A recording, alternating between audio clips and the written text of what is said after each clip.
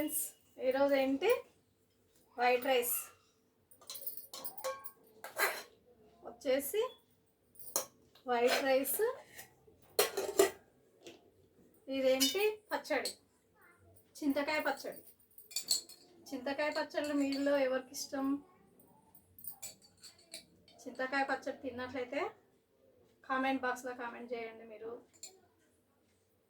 ఎందుకంటే చింతకాయ పచ్చడి ఇష్టం లేని వాళ్ళు ఎవరు ఉండరు కదా.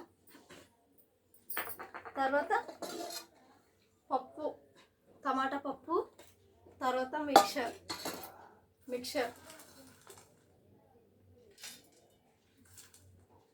తర్వాత మిక్చరు, తర్వాత పప్పు,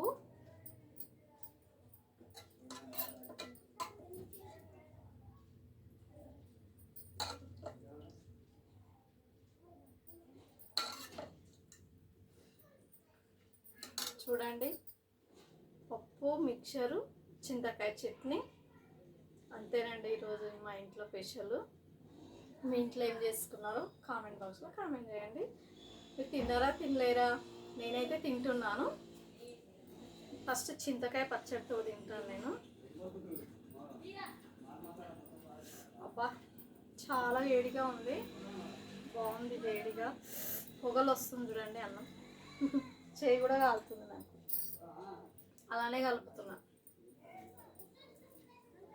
చింతకాయ పచ్చడి మాత్రం చాలా బాగుంటుంది కదండి.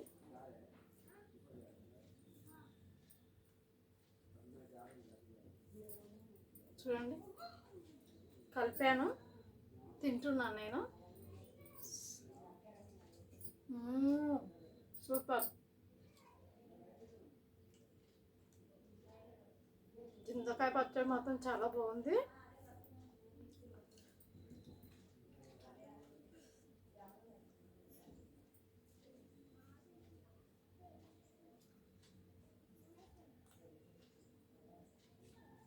ఏదైనా సైడ్కు నలుచుకుంటే బాగుంటుంది కదండి, సైడ్కు నలుచుకుంటే బాగుంటుంది, అందుకే సైడ్కి నలుచుకుంటాం.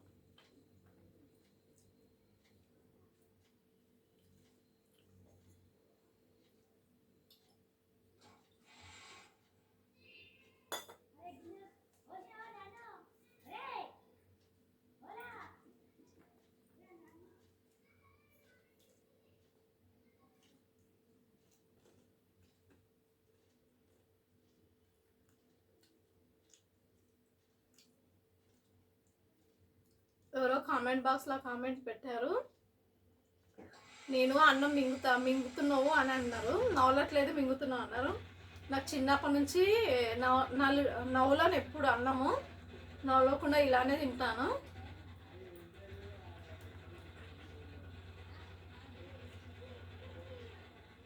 అందరు అంటారు నన్ను, మా ఇంట్లో కూడా, నవ్వకుండా మింగుతావేంది అక్క అని. కానీ నేను ఇలానే తింటాను.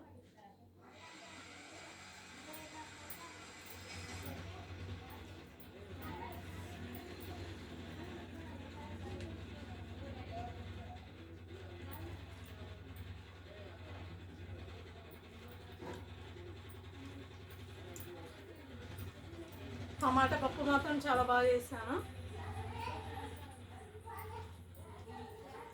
చాలా బాగుంది. టమాటా పప్పు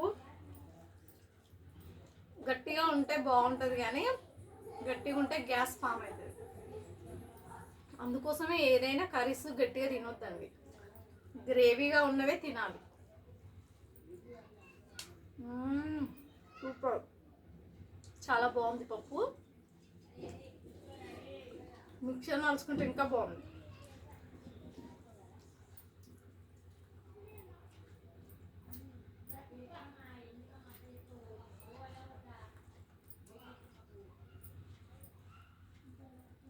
వేడి వేడి అన్నం పప్పు బాగుంటుంది కదా.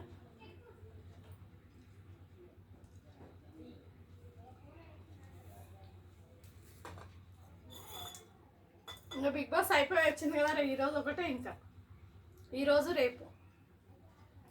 మీలో ఎవరు విన్నర్ అవుతారని అనుకుంటున్నారు? నేనైతే నిఖిల్ విన్నర్ అవుతారని అనుకుంటున్నాను.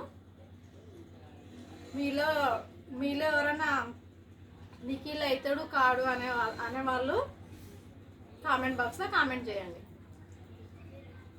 Thank you friends. నాదైతే ఉంది అన్నము. ఓకే, రేపు కలుద్దాం మళ్ళీ. బాయ్.